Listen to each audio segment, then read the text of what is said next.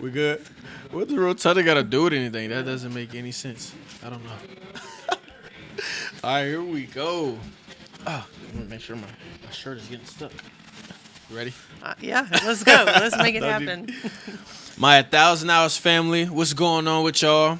How are you doing? We're here on a great Sunday. I don't know what time it is. Oh, matter of fact, it might be Thursday if you're watching this from the premiere. But it's Sunday right now. I'm here with the Dink Doctor herself, the Pickleball Pioneer. Yes. The national champion, Megan. Whoop, whoop. We're in the building. I appreciate you, just stopping in, being a part of the 1,000 Hours podcast, being willing to share your journey. Yeah. Thank you so much for having me. It's an honor to be here with you today. Look, get out your feelings. Go and grind. Cash out for your winnings. Time to get it. Pray to God and then it's time to get it. Time you spending. You can't get back all that time you spending on your ass. Get up, motivate the youth and gon' dig in your stash. Why you waiting? The world is open arms. The hug is for the taking, no debating. And he made you different. No time for the basics. Lace the kicks. I threw on a fit and said that I'ma make it. Ain't no pills. Yeah, I'm from the hood, but I decode the matrix. Millions. Absolutely, I had to. So Jared actually, y'all played together, right? In the Las Vegas he's team. National champion too. Yeah, shout out Jared Passmore. Let's go, Jared. Jared was the one. He was like, "Hey man, you should check out Megan, man. She's a pickleball pioneer. We just won a national championship. She's seen it from like here to here. Like I think she, be dope to come on and share your journey." So I was like, "Why not?" Yeah. I'm open to just trying to hear everybody's journey and perspective on just because in life, we all have a journey and it's all similar, even though we're going to different places. Mm-hmm. So it's always cool learn to so much from each other, can't we? Exactly, and just motivate and inspire each other. So it's always dope, just to hear from a different perspective, different walk of life. Because you on a pickleball journey the same way I'm on football. So, but to start it off, before we get into it, can we tell the viewers and listeners how did pickleball start? Just if you know it, just like the originals of pickleball. Like historically. Yes, okay. and what is pickleball for the people that don't know what it is? Okay, well, so it started in 1965 Okay. on Bainbridge Island. Okay. And these guys were trying to entertain their kids, so they had limited space and what can we create here that our kids would enjoy? And so they found a badminton net and kind of lowered it down to the size of a pickleball net, drew out some lines on their driveway, and found some it might have been ping pong paddles or some kind of wooden paddle and a wiffle ball, and just went at it. Hey, and that's how it started. And honestly, it's crazy because growing up, I was in the country a lot down in Louisa. Mm-hmm. And I mean, we didn't have, my grandma didn't have a whole lot of just stuff laying around. Well, it was a whole lot of wood and just, anything you could find in the country laying around, but nothing that was actual pieces of something. So stuff like what you just said, how they started, we were doing in the backyard, not even knowing, Yep. not having no idea what we were really doing. But you could have created a game yourself. Legit. I feel like kids, when they're bored, their minds just start thinking, and it just, you never know. The creativity can just flow. So how did you get introduced to pickleball? And how old were you? Oh my gosh. When was it? Do we have to talk about age? Well, I guess we can. So when I moved to Charlottesville, I immediately wanted to find a group of people, specifically athletics. And I found volleyball. Mm-hmm. So I was playing volleyball at the time, and this woman came to my team. Her name was Leanna. Okay. And she started playing pickleball, and I'm like, what is that ridiculous sport? Yeah. I'm like, she would come to the games and pull out her paddle at the volleyball games and just stand around with her paddling, bouncing the ball, and I'm like, that is ridiculous. If I come and play with you one time, can you just stop talking to me about it? Right. Can you just chill out a little bit? Just back off, right? And so I go, and I'm there for 15 minutes. I'm hitting the ball. Something about the way the ball felt coming off the paddle. I got some volleyball skills going in there. Yeah. And I'm like, okay, when can I come back? Absolutely. And that was 2015, and I haven't looked back. That's crazy. Isn't it crazy how you could just as soon as you tap into something, you already know dang, this is something I really want to do. This is something I'm really trying to let me just dab into a little bit more and just figure out a little bit more about this. Nah, that's dope how you started it. And I was going to ask you too, did you have any type of athletic background or anything that fed into that? So you already said the volleyball. Yeah. I can tell that swing is just it's natural. So satisfying. Yeah, so it's Yeah, and that's the cool thing about pickleball is people come from all different types of athletic background, and they bring something to it. And so I think if you came from football, you're going to have some hand-eye coordination stuff, some footwork that you're going to be able to translate immediately. And then, I mean, I say yes, but I will say at the same time, look at the little dogs. yes, The dogs have barn the parade. that's right. Now the party can start. Now the party started. Metro in the building. He's trying to get some food in the background. Get that iron poffle. Right. No, I was gonna say I feel like that will help me my quickness and my acceleration around the court. However, now and they are professional athletes themselves, so I won't take anything away from them. But I was playing with these O linemen, as we spoke about earlier, when I was with the Eagles. And I mean, they work me. They work me on the court. I'm looking at it like this can't be that hard. It's just hitting the ball across the net. Like you're barely doing any movement. At least they were until I got out there and they had me running back and forth. And I'm like, okay, I'm sweating and tired. You're not. Something is not right. So I think it's a little more skill to go into it. That's why I give you your props. And I gotta, I wanted to bring you on to hear your insight about it because I know it's really not as easy as it looks. So. That's right. My cousin still says he calls it an old person game, and he's like, I'm not going to play that with you. Dang, he man. doesn't realize what kind of athleticism goes into it. A lot. I was what we were talking about not too long ago. My one of my friends, Garrett Dieter, he played on the Chiefs with us, and I look on Instagram now, and he's doing professional pickleball, and I see a lot more sponsors going into it now. You were saying that more NIL deals are starting to go into it. That's crazy. What have you seen the most push right now, recently? So there are two professional organizations. Well, there may be three now, but there's been a huge merger and then split and then remerging. But there's a lot of money being put into pickleball through the PPA, Professional Pickleball Association, and the APP, which is the I forgot. American? Maybe. American Association of Professional Pickleball. Okay. And so there's a lot of controversy around that because they've been scooping up people and signing them, and now there's exclusive deals, so they can't play in both. Oh. And, dang, I feel like that kind of hurt it a little bit. Hurt the game, hurt just because that honestly, that's how the USFL and the XFL is now. People are saying, this league has better players, this league has better players, split the money up. But I feel like if you come together, it kind of helps the competition too. And for, to go professional. Yep, I think so. I think that would be good if they could come together. They could build something really nice and include everybody. Because right now, the PPA has a lot of the top players, and the APP doesn't have as many quality players. But I feel like at the same time too, with you, like you said, if they merge, it makes it better because, maybe the players that are dominating in the lower league, just need more competition. And then I feel like some of the players that, not being as good, they get in some of the battles with some of the bigger players and better players. They're like, okay, now they have a different insight on the game a little bit, so they can, better their skills. Helps everybody game. Yeah, definitely does. And it brings together the community even more. Instead of, dividing it, why not come together? Where's the peace, man? Where's the peace?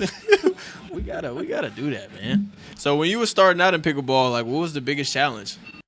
This episode of the 1,000 Hours Podcast is brought to you by Oral Organics. So lean and so clean, as you can see from the picture. Personally, I also like the turmeric tablets and the Easy Being Green powder. I just wake up early in the morning, take a scoop of that Easy Being Green and whatever cranberry, orange juice, or whatever I like, throw the tablets down with it, work out, do whatever I need to do, pop back in. The So Lean and So Clean protein powder, 2 scoops, and we good to go, man. Go check out Oral Organics. Use the discount code at SweetFeet6_10. Get 10% off, man, and go get right. When I started, pickleball was a much slower game, so the paddle technology was different. Wasn't quite wooden paddles, but they didn't have the pace coming off of them that they do now. Okay. And so it was a lot slower, and I was okay with that. So it was a lot of dinking, which is a soft shot into the kitchen. Okay. A lot of pickleball terms. Yeah. I can see it a little bit up here. Yeah. And then a lot of drop shots. And I was really good at that. Like, A drop shot? Because I was a collegiate catcher. So I had soft hands, and that felt really good to me. So I never played tennis. Yeah. And so the fast game and the drives, that was the part that really took me a long time to master, because I was still hitting it like I'm trying to hit a home run. Oh, yeah. I can imagine. That sounds like me out there. Over the fence. There it goes again. Yeah. That's the first time I played tennis. That's exactly how it looked. I'm like, dang, this isn't as easy as I thought it was. I thought you just go out there and just smack it. Yep. So for the viewers and the listeners, can you explain a dink shot for us and a drop shot? Yep. So in pickleball, there's an area at the front of the net called the kitchen. It's about, I wish I could, height is it 7 feet, 10 feet? 7 feet. That's Okay. what I was going to say. I thought From it the was net to the line? to the line. Yep. Yep. And that's the no volley zone line. Okay. It's affectionately called the kitchen. And you can't volley a ball while you're standing inside of the kitchen. Okay. So a dink shot is I'm standing behind the kitchen line or the no volley zone line, and I'm just dropping it softly into the other team's kitchen. Okay, so you really got to have a nice little touch with that one. Yep. Just Yep. let it. Some finesse to get it to do that. Yep. Absolutely. I can imagine. Yeah. So how are the new paddles able to help that? Because I know you probably can spin it a little bit Oh more. my gosh, these new paddles, I'm getting some coming in on Monday, and I'm like, I can't Ooh. wait. Yeah. But they have started using raw carbon. Some paddles are completely carbon. The ones I'm getting they have honeycomb polymer, and the face is raw carbon. Okay. And what that does is it's kind of gritty, and so it rips the ball and gives you a little bit more spin, but it also increases the pace that the ball comes off the paddle with. Oh, I know you So- probably can do some crazy stuff I with can't that. wait. Especially with the wiffle ball and some of that wind that you were talking about. I know you can Just probably gonna slice it yeah. through it. Especially if you can just nail a shot down, like really aim it and really place it how you want to and use that wind to your advantage. Yeah, you would crush the competition. So what's the drop shot then? So the drop shot is similar to a dink, so it's going to drop in the kitchen, but it means I'm in the transition zone mid-court and back, and I'm just trying to drop it in from that. Okay, so you're still trying to place it in the same area, just a different Yeah, position yeah, from yeah, you? yeah. Okay, okay. Still another finesse Yeah, shot. absolutely. You got to have that for Steph Curry. You got to have That's that, right, you know, that's right. a little flick in the wrist. Little, How did that, I know the volleyball part of it, just being able to locate the ball and drive it down. How does that help you a little bit? Even with your soft hands too, because I know you can play both sides of it at that point. So I think the volleyball, yes, for sure, the overhead transitions really nicely, but there's also a court awareness and like being able to read body language and tell, okay, they're going to hit the ball there, so I'm going to go ahead and take a step in that direction, because like, watching women hit volleyballs at me for years, I could see like in their shoulder and the way they were facing how they were going to hit the ball. So I was going to ask you that because like football is, especially as a DB trying to read a receiver, you look at more hips because shoulders and eyes lie to you. So is it more like the shoulder tell you like, okay, which way they're planning to hit the ball? Well, some parts of it, yes. I think more you're going to watch the paddle face too. Okay. Because I can lie to you with my shoulder and then like hit an Dinker? yeah, well, inside out's what they call it. So I Okay. could hit an inside out shot. My shoulder's going this way, but my paddle face is going to the right. So okay, I so can I'm trick trying to you in bait that you way. that way? Yep. Okay, I see. I'm learning a little bit now. Yep. You see, I'm That is had what to those come- O-linemen were Yeah. doing to you. I'm gonna have to do some more yoga That's poses right. to get my Stretch it shoulders. out. Yeah, open, Get it limber. open them up a little bit.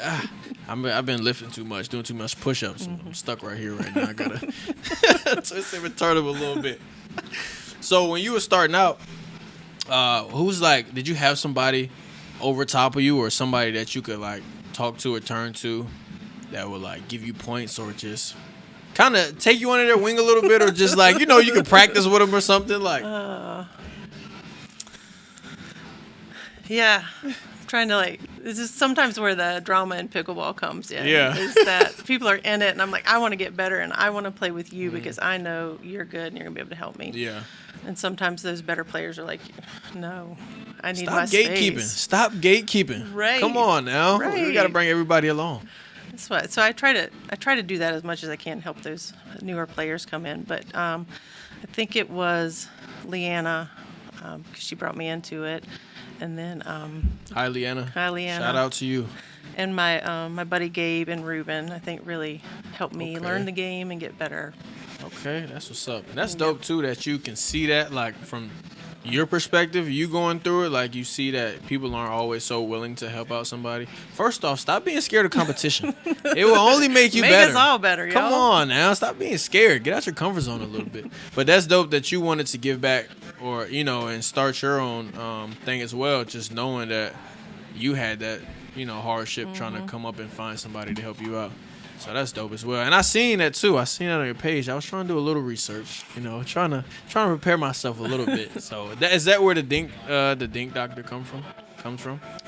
Yeah, so I'm a teacher by trade, right? And that's who I am. I coached softball, coached a little volleyball. I just love helping people grow and whatever it is that they want to do. And just felt like a natural place for me to step into pickleball. Once I got to a certain level, of course, I didn't want to just jump in right away. But once I started to learn a little bit about the game, I'm like, let me help some people grow. And No, that's pretty dope. That's dope too that you even had that mindset. Because I did before COVID, I did 3 summer youth camps. You know, for the little ones around here, just bring some of the guys I know around the area and just, you know, pour into the young ones, try to give them some advantages and tools that they may not get before, you know, they get to a certain level. So that's dope that you're even doing that and have that perspective and, you know, willing to give your time back and try to give them that knowledge, to be honest. Because like you already said, it's too many people holding back the knowledge. Come on now. Let's all flourish as a community. What's going on?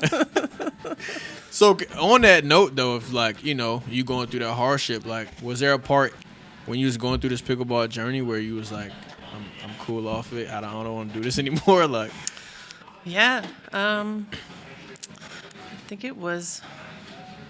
I don't remember exactly when it was, but there was a point during COVID and like shortly after we came out of the lockdown that I had just gotten so burnt out, and I'm like, I can't do this anymore. I can't play this game. Just even being on the court felt toxic, and like, this is my free time. Yeah, you know? yeah, like, absolutely. coming into this space, it's supposed to be fun, and it had stopped being fun. Yeah.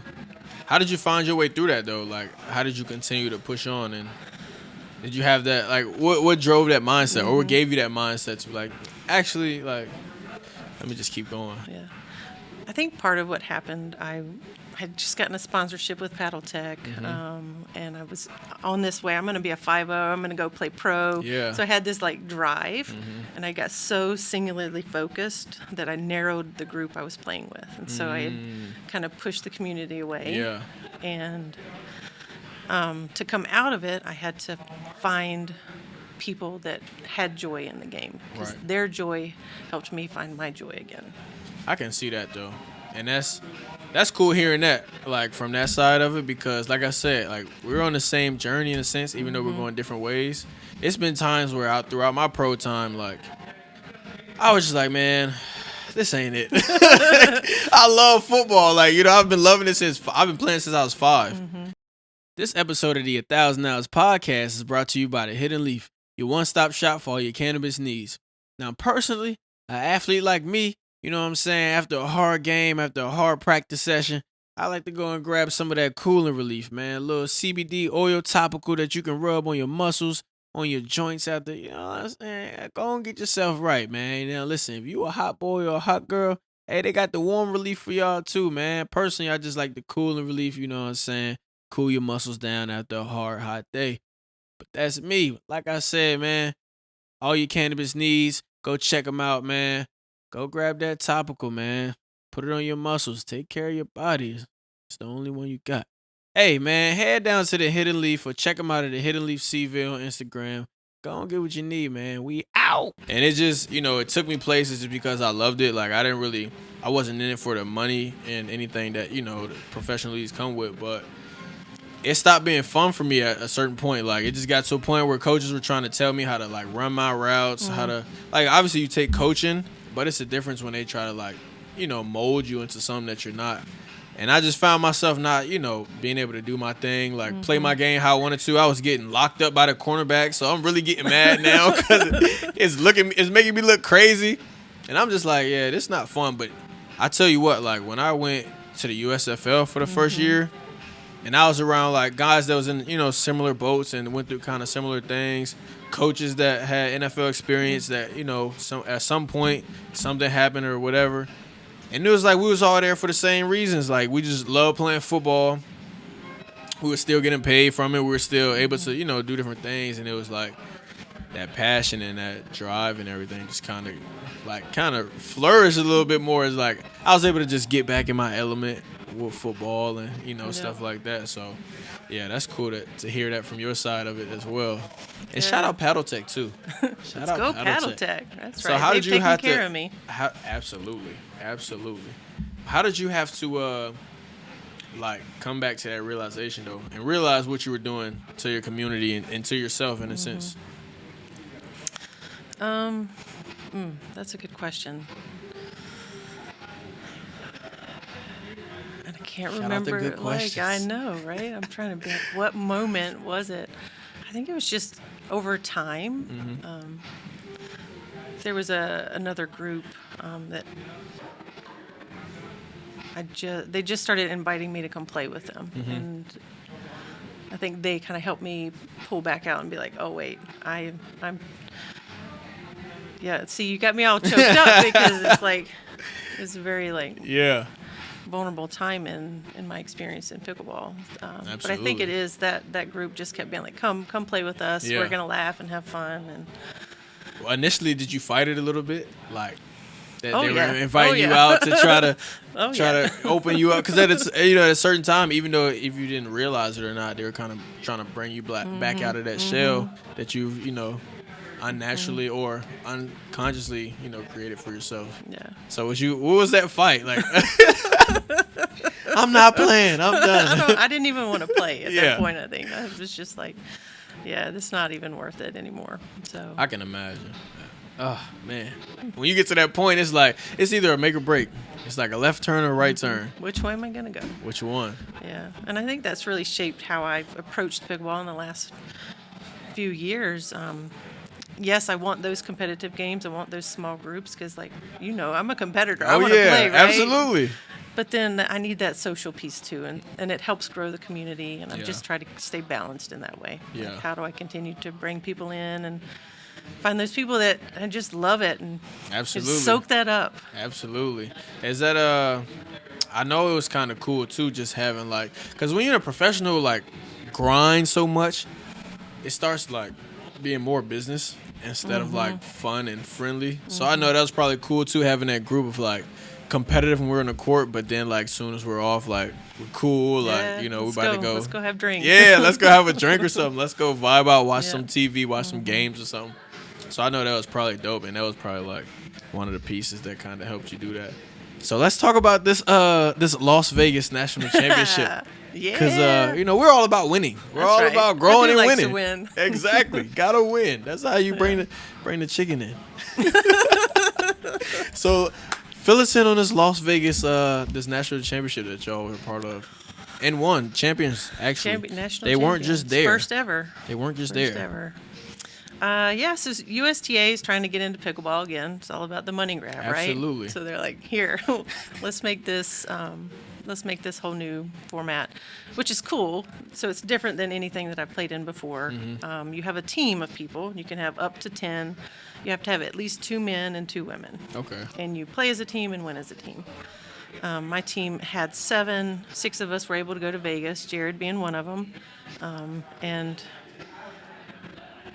I lost the question. Bring it back. I was just telling you, like, just let us know how was it, like, okay, and the ins and outs about it. The ins and outs of it. So we played locally, and we had to win locally to get a bid to nationals. And so we did. We won our bid. We went out there and we got to play on the Plaza rooftop courts. Oh, I know that was pretty dope. That was like, y'all, I want to go to Vegas. Yeah. Can you do this thing with me? And Facts. Let's go. Kind of manifested it. Let's go. How high was the rooftop?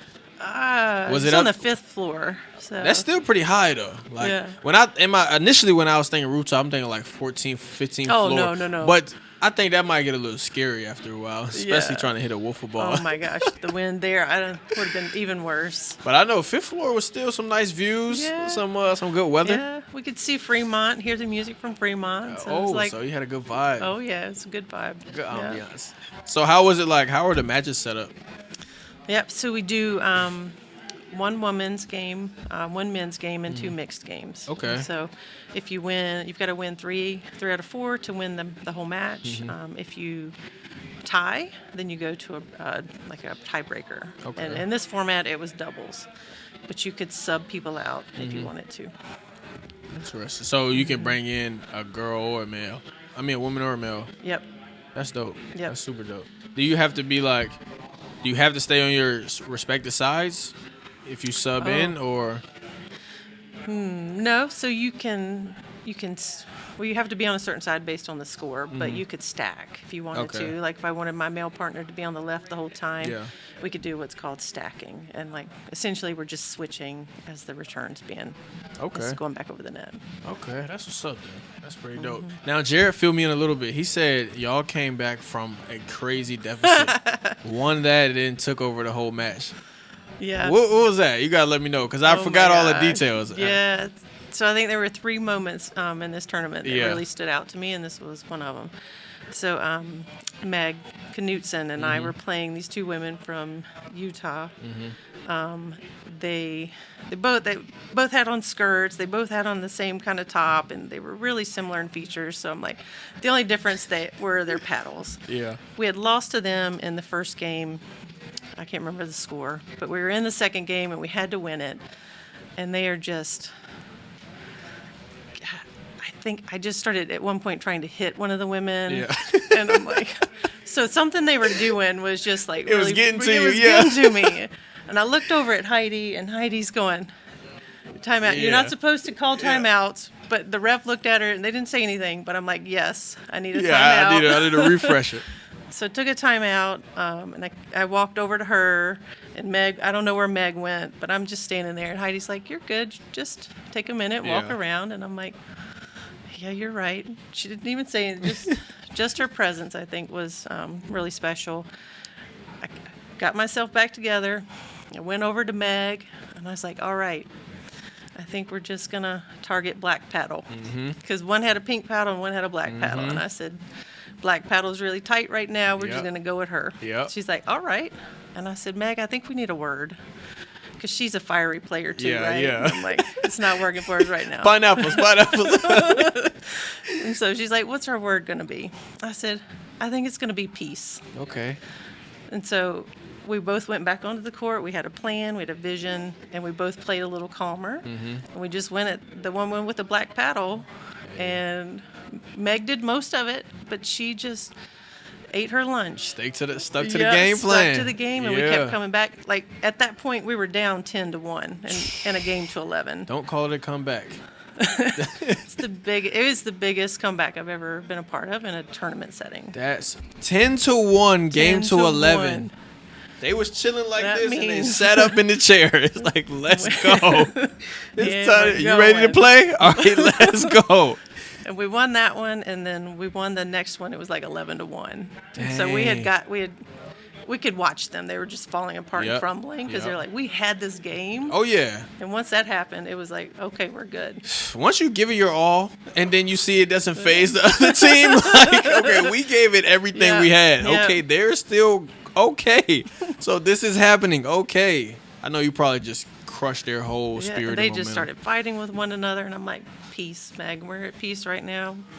Don't even worry about what they're doing. We're just going to stick to our game plan. Once you see that fight, it's like, okay, I'm in their heads now. Yeah. I got it. It's over with. Yeah, it's done. over with. Just We're keep good. going.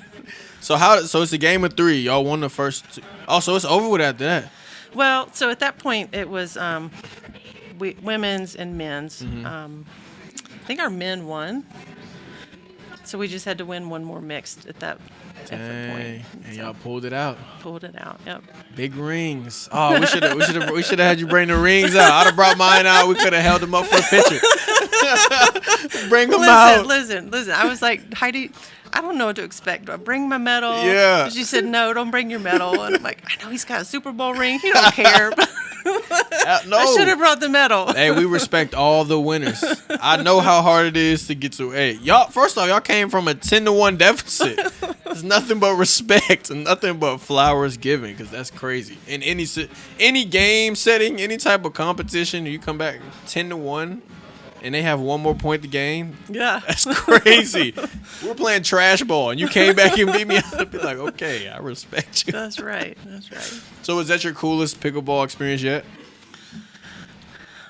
Yeah, I mean, I've got some pretty big medals, gold medals. Yeah. But this one was really special, and I think it's the team atmosphere, and just having 5 other people there with you that are cheering you on, and just relying on each other, and then just believing in their ability to win is just made it so much more special than anything I've done. So, were your other ones solos? Singles? I don't do singles. That's a lot of running. She like, I gotta cover a whole court. No, I'll take my half. I don't blame you. No. So, what's the difference between the other ones that you did and then this particular one? So I think the other really special medal I got was at the U.S. Open. Okay. That at the time was one of the biggest tournaments in the country. I got gold with my partner Justin, and yeah, it was a huge bracket. Like we had to grind it out all day. Yeah. But how long was that day? What did that day look like for you? Oh my gosh, I can't even remember what time we started now, but it was like 6 or 7 hours of just pickleball, and in Naples, and 90 degrees, and just stay hydrated. And so, what's the shade like? Do they have any shade, or is it just straight open sun? Oh yeah, they're I don't know if they had as much shade. They're continually building on this facility, but they've got some really nice covers now. And buildings that you can go sit in, get some AC. And when is this played? Like, what time of year is this? April. Oh, so okay, but it's not. It's not crazy yet, but it's still hot. Still hot. Like 90 degrees for 6 or 7 hours. Yeah. And you're running back and forth. Running back and forth. 3 of the years I was there, my partner, 2 men and 1 woman, they just had like heat stroke. What? I'm like, you're not drinking enough. What have you been doing? What? Heat stroke. Heat stroke. Yeah. So you weren't able to finish out? Well, one guy didn't tell me until it was done. He went home and got sick. The female partner, we had to take a medical timeout. Just 15 minutes just to go sit in the fans. So was she able to regroup and? Yeah, but once you're in that state, you can't get back to 100. Yeah. Hey, shout out to y'all for even trying to push through that, because man, a heat stroke. No way. I don't know if I could have did it. I might have just okay. That's the game for me. And I'm done. Yeah, it's over with for me. So what's the next thing for your pickleball journey? Like next tournament, big event, or something that you're doing personally with the Dink Doctor, or? I think I would love to try to do some local things, get some of these team events. Right now, I've got a women's group that I've been getting together once a month. Okay. Women from West Virginia. Hoping to expand it all over Virginia. We just come together and play socially. Just yesterday we met and just played for 3 hours. Oh, that's cool. Yeah, just good pickleball. And then gonna do some tournaments. Next one I think is Virginia Beach. Okay. Heidi and I are gonna play in the U.S. Open. Okay. Yeah. When is that? The U.S. Open's in April. Oh, so it's April all the time? It's every year April? Yep. Okay. Yeah. And down in Naples again? Yep. Okay. Hey, shout out to the shade this time. That's right. Gonna be chilling. Make sure you hydrate, Heidi. Make sure you're hydrated, Heidi. Now I see they both got Oakley glasses on. Our sponsors? Oakley, come on now. Hey, let's go, Oakley. Come on now. PaddleTek is already in the building. Got? Oakley, come on now. Eye protection on the court's important. Come on now. You see what they saying? 90 degrees in Naples now. It's not 90 and shady. That's what the shade is for. It's sunny. Right. We need the glasses. Oakley, come on now. They got PaddleTek. They just won a national championship in Vegas. Come on now. That's right. First ever champs. Our name's going to be on that trophy. Hey. We're here. When they blow up, don't be like, oh, man, it's too late. We told y'all. Stop playing, Oakley. No, that's cool, though. And I know that's probably dope. Like, with the women's group that you have, just being able to just come out and just chill, play a little recreational pickup. It's always to be able to have that wind down time where you can play your sport still, but practice your moves. You can socialize, get whatever off your chest with your female cohorts. So I know that's probably cool though, just having that fun time. Yeah. We had actually me and my guy, his name is Joe Reed. He played at UVA. He came, yeah. How do you know Joe from Adapt? Absolutely. We started a men's group. He came to me. He was like, "Bro, you trying to start a men's group? Just Mondays or whatever? Yes. Just chop it up." I was like, "Yeah, that'd be dope, bro." Because I mean, you don't really have a whole lot of, I wouldn't say organizations set up, because it may be. I just don't know about them. But I haven't been a part of any organizations, or you just come in, get some breakfast or whatever, and just hang out with some guys that you're cool with, and just talk about whatever. Just chop it up about whatever. Get whatever off your mind, chest. That's a good debrief, good outlet. So I think that's dope that you started that. So are you doing like any like tournaments, events, or anything with your teams that you or your people that you train and give knowledge to? So I haven't done a lot of training lately. Just finished a master's and started a new job. It's taken a lot of time. So I'm hoping that if we were able to do some of those team things, that those people would be brought into it and they would have a part of it. Yeah, be a part of that. That'll be cool. Being able to play with the people that basically work beside almost. So that'll be cool. I'm gonna have to get out there and get on the court with y'all. Yeah, let's y'all go. gotta show me some moves. You go. I don't want to be beaten too bad. I don't want to be embarrassed. Okay. Got it. At least not the first time. After the first time, it's like, okay, I dipped my foot in the water a little Let bit. you Now get you your can feet turn it under up. you. Now you can Okay. turn it up. Let me find my way. Let me I just jump in imagine the you're fire. gonna be a competitor, so At heart. Yeah. But on the court, it's a different story. In my mind, in the shower, I sing like Beyonce. You know what I'm saying? that's right. I dance like Beyonce. Outside of that, I don't know how I sound. I sound like a rat or some mouse is getting, I don't know, ate by a cat or something. Well, to close it out, I just want to say I appreciate you coming on. I appreciate, sharing your journey and just running through the course with me. Is there anything else that you feel like you want to say as part of your journey that can, motivate, inspire anybody else? I don't know. I think the biggest thing I took away from the team thing, and I don't know if this was always the case for me as a partner on the court, but I think finding a way to believe in your partner and trust them that they're going to be there with you, I think is how you win. Absolutely. Being there together. Absolutely. Trusting that they're going to do their part just like you're going to do your part. Nah, I'm with you on that one. That same thing. Going in football, like similar things. It's like it's such a team sport, and that's why I feel like football is compared to basketball. Like basketball, you can get more teams or games won, I'll say, with just 2-3 good people. But like football, like if you don't have everyone on board, all 11 people playing their part, and you trusting in each other at the same time, like not just playing your part, but trusting that he's doing what he needs to do, so I don't have to feel like I gotta take over. Like I think I'm with you on that. Like that definitely helps winning, and it builds like a special type of bond with your people. For sure.